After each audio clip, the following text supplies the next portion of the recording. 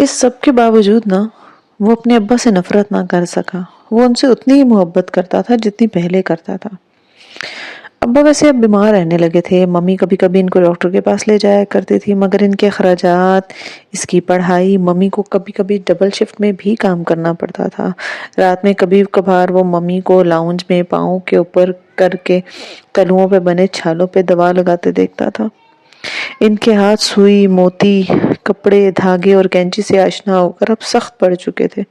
تب وہ سوچتا کہ وہ محنت کر کے بہت امیر آدمی بنے گا تاکہ ممی کو کام نہ کرنا پڑے اور وہ انہیں جہانگیر والا گھر دوبارہ خرید کر دے سکے. مگر وہ وقت کوسے قزح کی طرح دور چمکتا تو دکھائی دیتا، لیکن اگر وہ اس کے پیچھے بھاگتا تو وہ غائب ہو جاتا. ایک روز وہ اسکول سے آیا تو ممی اپنا زیور الٹ پلٹ کر دیکھ رہی تھی. ان کے چہرے کے افسردہ تاثرات کو دیکھتے ہوئے وہ ان کے پاس آ کر بیٹھا.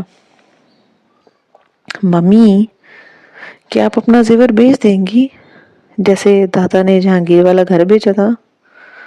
بے دلی سے مسکرائی. چیزیں اسی لیے تو ہوتی ہیں. میں تمہارے ابا کے اس پیسے کو ہاتھ نہیں لگانا چاہتی جو بینک میں رکھا ہے اور جس نے ہم دونوں کو اپنے ملک کے سامنے شرمندہ کیا ہے. اس لیے زیور بیچ رہی ہوں. مگر یہ بات تم کسی کو نہیں بتاؤ گے. کیا تمہیں راز رکھنے آتے ہیں؟ جی ہاں. اس نے سر اس بات میں ہلایا تھا. ممی نے زیور بیچ دیا کچھ وقت گزارا ہونے کے بعد، مگر پھر اس کا دل چاہنے لگا کہ وہ بھی کچھ کام کر کے پیسے کمائے تاکہ اس کی ماں کے ہاتھ نرم پڑ جائیں اور اس کے پیروں کے چھالے مٹ جائیں. یہی سوچ کر اس نے پچھلی جدیسی کے حقان کے چچا کرامت کی ورک شاپ میں کام کرنے کے لیے خود کو پیش کیا. کرامت بے کا بیٹا علی کرامت اس کا کلاس فیلو تھا، سو اس کو کام مل گیا. اسے راز رکھنے آتے تھے، سو یہ بات اس نے ممی سے راز رکھ لی. کرامت بے کی گاڑیوں کی ورک شاپ ان کے گھر کے ساتھ تھی، یعنی جہاں کے گھر سے پچھلی گلی میں. جہاں کا کمرہ بالائی منزل پہ تھا، اگر وہاں سے کھڑے ہو کر دیکھا جائے تو کرامت بے کا گھر اور ورک شاپ دونوں دکھائی دیتی تھی. ورک شاپ گلی کے بالکل نکڑ پہ تھی اور اس سے آگے دوسری گلی میں مڑو تو کمرشل ایریا ہو جاتا تھا. ایک روز ممی نے اس کے کمرے کی کھڑکی سے جھانکا تو ورک شاپ میں ہاتھ منہ کالا کیے کام کرتا وہ نظر آ گیا. یہ وہ وقت تھا جب وہ کھیلنے کے لیے جانے کی اجازت لے کر باہر جاتا تھا اور ممی کو علم ہوتا کہ وہ علی کرامت کے گھر جا رہا ہے. ہاں، جن کو پتا چلا تھا کہ اصل میں وہ کہاں جاتا ہے. جب وہ گھر آیا نا تو انہوں نے ساری بات دہرائی، مگر نہ اسے ڈانٹا نہ اس سے خفا ہوئی. تم ورک شاپ میں کام کرو، اخبار بیچو یا پھولوں کے گلدستے بنو، کبھی ان کاموں سے اتنا پیسہ نہیں کما سکو گی کہ اپنی پوری کتابیں بھی خرید سکو. اس کے باوجود میں تمہیں نہیں روکوں گی. میں اپنے بیٹے کو مضبوط اور محنتی انسان بنانا چاہتی ہوں. اس نے ہمیشہ کی طرح سر اس بات میں ہلا دیا. کمائی نہ ہونے کے برابر تھی، مگر پھر بھی اسے کام کرنا اچھا لگتا تھا. اس نے ممی سے کہا کہ وہ بڑا ہو کر میکینک بنے گا. ممی خوب ہنسی. ابھی تم نے زندگی میں بہت کچھ دیکھنا ہے، بہت سے پیشے دیکھو گے، تم کہو گے تمہیں وہی بننا ہے، لیکن اصل میں انسان کو وہی پیشہ اختیار کرنا چاہیے جس کے مطابق اس کی صلاحیت ہو. اور ابھی یہ فیصلہ بہت دور ہے کہ تم کیا بنو گے. مگر تب بھی وہ جانتا تھا کہ وہ میکینک ہی بنے گا، یہی اس کی منزل تھی. پھر کبھی کبھی وہ خواب سے ستاتا، وہ خواب جس نے ان برسوں میں کبھی اس کا پیچھا نہیں چھوڑا تھا. وہ پاک سپائے اور اس کا روشن چہرہ. تب اس کی خواہش ہوتی کہ وہ بھی اس جیسے ہی بنے، لیکن پھر وہ ڈر جاتا کہ معلوم نہیں کیوں اس کا یہ خوف، یہ عجیب سا الجھن بھرا ڈر کب نکلا. شاید تب جب اس نے فریحہ سے دشمنی مول لی. فریحہ کرامت بے کے بھائی کی بیوی، دراز قد، سمارٹ، خوبصورت، سبز آنکھوں اور کندھوں تک گرتے اخروٹی بالوں والی. اس کا لباس، اس کا اٹھنا بیٹھنا سب شاہانہ سی جھلک نظر آتی اس میں. وہ بہت مغرور تھی، بہت دارسی تھی. اس کا بیٹا حقان بھی اتنا ہی مغرور نک چڑھا تھا. فریحہ کا شوہر ایکان معمولی صورت کا آدمی تھا، جبکہ کرامت بھی کافی وجیح تھا. اس لیے حقان، جو عمر میں جہاں سے 2 برس بڑا تھا، ہر جگہ اپنی ماں کے حسن کے قصے سنایا کرتا تھا. وہ لوگ پیچھے سے عربی تھے، آپس میں عربی بولا کرتے تھے۔ ایک روز فریحہ ایقان کے اسکول آئی تو حقان نے سب کے سامنے اپنی ماں کو گلاب کا پھول پیش کرتے ہوئے عربی میں کہا، ماں تمہارا جمیل ہے۔ اسے سمجھ آیا۔ اس نے علی کرامت سے پوچھا۔ اس نے بتایا کہ مرا جمیلہ بہت بہت خوبصورت عورت کو کہتے ہیں۔ اسے انت بھی بھول گیا، صرف مرا جمیلہ ذہن پہ نقش رہا، یعنی بے حد حسین عورت مرا جمیل۔ جب ممی اپنا زیور بیچ رہی تھی تو اس نے بتایا تھا کہ انہوں نے ایک نیکلس رکھ دیا ہے، وہ اسے نہیں بیچیں گی کیونکہ وہ حیا کو دیں گی۔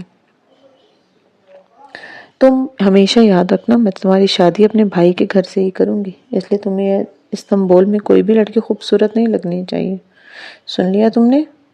مگر فریحہ جو تھی نا وہ کافی خوبصورت تھی۔ اسے اچھی میں لگتی تھی مگر اتنی نہیں کہ وہ اسے مرا جمیلہ کہہ دیتا۔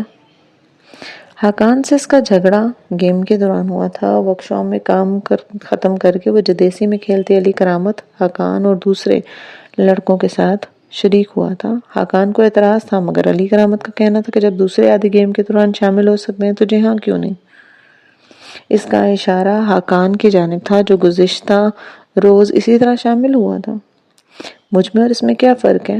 میں حقان ایقان رضا ہوں اور یہ ایک پناہ گزین کی اولاد۔ جہاں نے ہاتھ میں پکڑی سرخ گیند کھینچ کر اس کو دے ماری۔ اس نے بروقت سر نیچے کر دیا مگر پھر تن فن کرتا آگے بڑھا۔ تھوڑی سی مار کٹائی کے بعد لڑکوں نے انہیں چھڑا لیا اور وہاں سے یوں بکھرے کہ حقان کا ہونٹ پھٹا اور جہانگیر کی نکسیر پھوٹی۔ گھر آ کر اس نے چپ چاپ خون صاف کر لیا۔ اصل اذیت اس تانے کی تھی جو اس نے اسے دیا تھا، جیسے منہ پہ کسی نے چابک مارا ہو۔ وہ تکلیف بہت زیادہ تھی پھر بھی وہ ابا کے خلاف نہ جا سکا۔ شاید اسی لیے اس کی ماں نے کبھی اسے باپ کے خلاف نہیں بھرا، بلکہ ہمیشہ یہی سکھایا کہ نفرت گناہ سے کی جاتی ہے، گناہگار سے نہیں۔ حقان نے البتہ چپ چاپ اپنا خون نہیں صاف کیا۔ اس کا ثبوت یہ تھا کہ فریحہ تن فن کرتی ان کے گھر رہی، بلند آواز سے اس کو بہت سی باتیں سنا کر گئی۔ اس کا شوہر کاروباری آدمی تھا نا اور مالی حالات کرامت بے سے اچھے تھے، اسے اسی پیسے کا غرور تھا۔ یہی نہیں، اس نے جا کر میونسپل والوں سے بھی بات کی کہ ان سیاسی پناہ گزینوں کو کہیں اور رہائش اختیار کرنے کا کہا جائے ورنہ ماحول خراب ہو جائے گا۔ مامی کو اس بات کا علم نہ ہو سکا کیونکہ وہ گھر پر نہیں تھی۔ ابا ان دنوں بیمار رہتے تھے، سو کمرے میں تھے۔ اس نے اکیلے فریحہ کی باتیں سنی مگر چپ رہا۔ میونسپل لوٹی والی بات بھی اسے علی نے بتائی تھی۔ اس کا دل جیسے ٹوٹ گیا تھا ابا کی وجہ سے، مگر اس کے اپنے جھگڑے کی وجہ سے ان کو یہ گھر چھوڑنا پڑے گا۔ اتنی مشکل سے ممی نے خرچے کی گاڑی کھینچ رہی تھی اور اب ان کو مزید تکلیف سہنی پڑے گی، وہ بھی جہاں کی وجہ سے، تو وہ بہت پریشان تھا۔ تم ان باتوں سے پریشان مت ہو بچے، کوئی نہ کوئی راستہ نکل آئے گا، راستہ ہمیشہ ہوتا ہے، بس ہمیں ڈھونڈنا پڑتا ہے۔ علی کی بات سن کر اس کی ممی نے کہا۔ اس نے سر اٹھا کر ان کو دیکھا۔ وہ اس وقت کچن سلیب کے سامنے کھڑی تھی۔ وہ باہر کام سے آئی تھی اور ابھی انہوں نے اپنا اسکارف سے کیا گیا نقاب اتارا تھا۔ اب وہ ٹشو سے چہرے پہ پسینہ تھپتھپا رہی تھی۔ ان کا رنگ سیاہ تھا، وہ مصری تھی، مصری سیاہ فہم، مگر پھر بھی ان کے چہرے پہ ایسی روشنی، ایسا نور تھا کہ وہ نگاہ نہیں ہٹا پایا۔ اسے وہ بہت خوبصورت لگتی۔ اس دن ان کی بات سن کر وہ خاموشی سے اٹھ گیا مگر بعد میں مارکیٹ جا کر اس نے ایک کارڈ خریدا اور اس پہ انگریزی میں لکھا "You are my مرہ جمیلہ"، ساتھ میں ان کا نام اور فقط میں اپنا نام لکھ کر اس نے کارڈ کو خط کے لفافے میں ڈالا اور گوند سے لفافہ بند کر دیا۔ اس کا ارادہ تھا کہ صبح جا کر چپکے سے یہ ان کو دے دے گا۔ ٹھیک ہے کہ ممی نے کہا تھا اسے کوئی دوسری عورت خوبصورت نہیں لگنی چاہیے، مگر وہ لڑکی تو نہیں تھی نا، وہ تو ایک درمیانی عمر کی خاتون تھی، اپنی جیٹھانی فریحہ سے بالکل مختلف۔ جس پل وہ کارڈ اپنے بیگ میں رکھ رہا تھا اسے کھڑکی کے باہر کچھ دکھائی دیا اور اس نے جلدی سے بتی گل کی اور کھڑکی کے شیشے کے سامنے آ کھڑا ہوا۔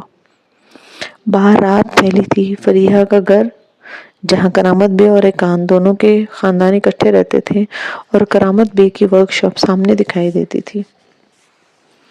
ورک شاپ کے باہر دو ہیولے سے کھڑے تھے، ایک لاک کھول رہا تھا جبکہ دوسرا چپکا کھڑا تھا۔ لاک کھول کر وہ اندر چلے گئے اور جب دروازہ بند کر کے وہ سایہ پلٹا تو اسٹریٹ پول کی روشنی ان دونوں پر پڑی۔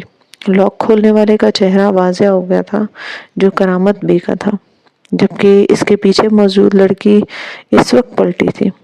روشنی نے اس کے اخروٹی بالوں کو چمکایا اور پھر دروازہ بند ہو گیا۔ فریحہ، اور وہ بھی کرامت بے کے ساتھ اس وقت؟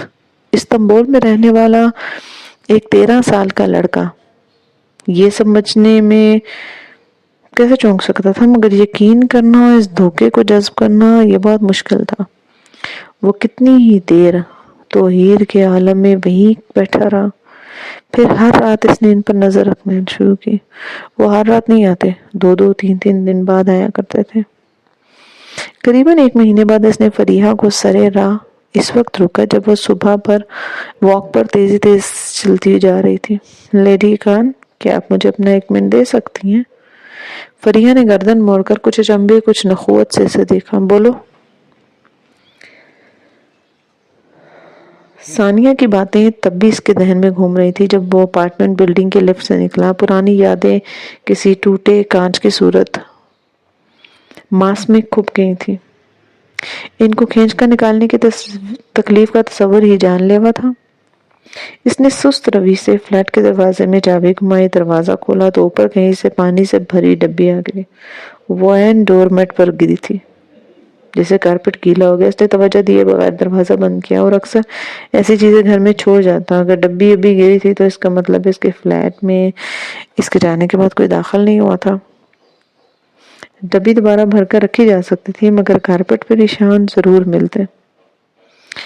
اس کے باوجود عادت سے مجبور اس نے اندر آ کر کچن کی کھڑکی کی کنڈی چیک کی، پھر باتھ روم کے روشن دان کو چیک کیا۔ سب کچھ ویسا ہی تھا جیسا وہ چھوڑ کر گیا تھا۔ اس نے ٹی وی آن کیا اور لیپ ٹاپ کو اپنی گود میں رکھ کر پاؤں لمبے کر کر میز پر رکھے صوفے پہ بیٹھ گیا اور ان تمام ڈاکیومنٹس کو دیکھنا چاہتا تھا جو ثانیہ نے اسے سی ڈی کی صورت میں دیے تھے۔ ثانیہ نے فائل پہ 6 حرفی پاس ورڈ لگا دیا تھا اور وہ اسے بتا چکی تھی کہ پاس ورڈ کیا ہے۔ اگر وہ ان میں سے کچھ بھی لیتا تو اس کو اس فائل پہ یہی پاس ورڈ لگانے کا کہا گیا تھا۔ ARP۔ لمحے بھر کو اس کا دھیان بھٹک کر عدالت میں اپنے گرینڈ ہوٹل کے آفس کے باہر لگی تختی کی طرف چلا گیا۔ وہاں بھی اس نے یہ لکھوا رکھا تھا۔ اسے عمومی تاثر یہی پڑتا تھا کہ ARP کا مطلب عبد الرحمن پاشا ہے، جبکہ ایسا نہیں تھا۔ وہ خود بھی خود کو ARP لکھتا، اس سے مراد کبھی بھی عبد الرحمن پاشا نہیں لیا کرتا تھا۔ ARP کا مطلب اس کے نزدیک کچھ اور ہی تھا۔ فائلز کا مطالعہ کرتے ہوئے وہ ذہنی طور پر الجھا ہوا تھا۔ مامی نے صبح سے اسے جتنی تاکید کی تھی کہ وہ ماموں سے مل لے، اب اگر وہ نہیں جائے گا نا تو وہ ہرٹ ہوں گی، اور یہی وہ چیز تھی جو وہ نہیں چاہتا تھا۔ اسے جانا ہی پڑے گا۔ وہ جتنا اس رشتے اور ان رشتے داروں سے اعتراض برتنے کی کوشش کر رہے ہیں، اب اتنے ہی وہ اس کے سامنے آ چکے تھے۔ بے دلی سے اس نے لیپ ٹاپ کو بند کیا، پھر کلائی پہ بڑی بندی گھڑی کو دیکھا۔ رات کے 9 بج رہے تھے۔ ماموں کے گھر یہاں سے 10 منٹ کی ڈرائیو پہ تھا۔ کیا وہ ابھی چلا جائے؟ گاڑی آج اس کے پاس نہیں تھی، سروس کے لیے گئی تھی اور وہ گاڑی سے کل ملنی تھی۔ اگر ہوتی تب بھی وہ ٹیکسی پر ہی جاتا، کیونکہ وہ ان کو تاثر دے گا کہ وہ ترکی سے آج آیا ہے، 2 ہفتے قبل نہیں۔ البتہ وہ ان کے گھر رکے گا نہیں، واپس آ جائے گا، کہہ دے گا کہ وہ ہوٹل میں رہائش پذیر ہے وغیرہ وغیرہ وغیرہ۔ کور سٹوری تو اس کے پاس ہمیشہ تیار ہوتی ہے نا۔ وہ اٹھا، اس نے جیکٹ پہنی، جوگرز کے تسمے باندھے اور والٹ اٹھا کر جانے لگا۔ پھر خیال آیا کہ وہ خط کے لفافے اٹھا لے جن کو اسے پرانی تاریخوں میں اسٹیمپ کروا کے میڈم سیکنڈ سیکنڈری کو بھیجنا تھا۔ یہ کام ماموں کے گھر جانے سے زیادہ ضروری تھا، پہلے سے یہی کرنا تھا۔ پانی کی ڈبی دروازے کے اوپر جگہ پہ احتیاط سے رکھ کر اس کی ڈور پھنسا کر وہ باہر نکل گیا۔ ٹیکسی نے اسے ماموں کے سیکٹر کے مرکز پہ اتارا۔ یہاں سے ان کا گھر 100 قدم کے فاصلے پر تھا۔ جس دن وہ اسلام آباد پہنچا تھا نا، اس نے یوں ہی سرسری سا وہ راستہ بھی سمجھ لیا تھا۔ شاید اس کے لاشعور میں یہ بات بیٹھی تھی کہ اس دفعہ اسے جانا ہی پڑے گا۔ مرکز پہ کوریئر سروس کی شاپ سامنے نظر آئی۔ اس کے سامنے والا پھول بیٹھا تھا، مختلف رنگوں اور قسموں کے پھول سجائے۔ وہ ان پر پانی چھڑک رہا تھا۔ پھول، اسے چاہیے کہ وہ ان کے گھر کچھ لے کر جائے، اور پھولوں سے بہتر تو کوئی تحفہ نہیں ہے۔ وہ ہمیشہ سے ہی ایک بہت قیمتی اور خوبصورت تحفہ ہوتے ہیں۔ اس نے سوچا کہ وہ لڑکے کو گلدستہ بنانے کا کہہ دیں اور تب تک وہ اندر کوریئر سروس سے لفافے سٹیمپ کروا لیں۔ بات سنو، اس نے پھول بیچنے والے لڑکے کو پکارا جو پانی کا چھڑکاؤ کر رہا تھا۔ اس کی آواز سننے پر وہ فوراً پلٹا۔ جی صاحب۔ اپنے سامنے موجود آدمی کو دیکھ کر جو سیاہ جیکٹ میں ملبوس پینٹ کی جیبوں میں ہاتھ ڈالے کھڑا تھا، وہ جلدی سے پانی کا برتن رکھ کر مؤدب سا ہوا اور اس کے پاس آیا۔ گلاب کے پھول ہیں تمہارے پاس؟ کون سا رنگ چاہیے صاحب؟ سرخ۔ اس نے بنا سوچے کہہ دیا۔ صاحب سرخ پھول تو ختم ہو گئے، تھوڑے سے سفید اور تھوڑے سے سفید گلاب کے پھول پڑے ہیں، وہ کر دوں؟ نہیں، سفید گلاب تو دشمنی کی علامت ہوتے ہیں، اور ممی کو پتا چلا نا وہ پہلے ہی دن ماموں کے گھر سفید گلاب لے کے گئے تو وہ ازحد خفا ہوں گی۔ مجھے سرخ ہی چاہیے، کہاں سے ملیں گے؟ صاحب میرے پاس سرخ سپرے ہے، ان سفید پھولوں کو سپرے کر دوں؟ قسم سے صاحب اتنی مہارت سے کروں گا کہ بالکل پتہ نہیں چلے گا۔ ہاں یہ ٹھیک ہے، یہ کر دو۔ اس نے اس بات میں سر کو جنبش دی۔ نقلی سرخ رنگ کے گلاب سفید گلاب سے پھر بھی بہتر تھے۔